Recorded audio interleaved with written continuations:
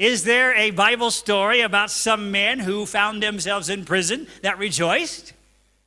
You can read the story in Acts 16, 22 to 25. The Bible says, verse 25, and at midnight Paul and Silas prayed and what?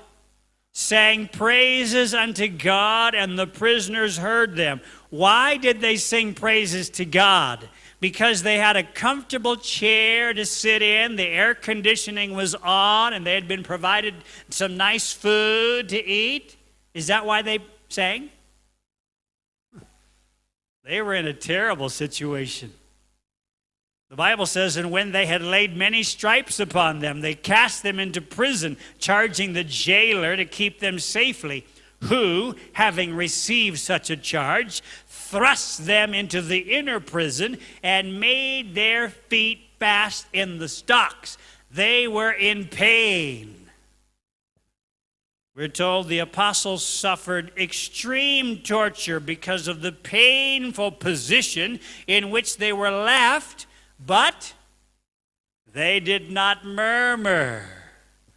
What would you have done if you had been in that situation?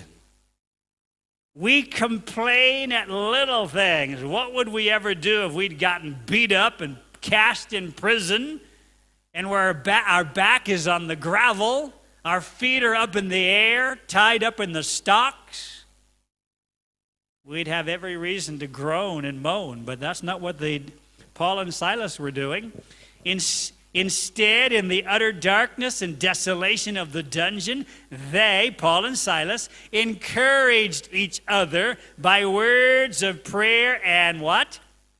Sang praises to God, because they were found worthy to suffer shame for his sake. Do we need to learn a lesson here? Rejoice in the Lord.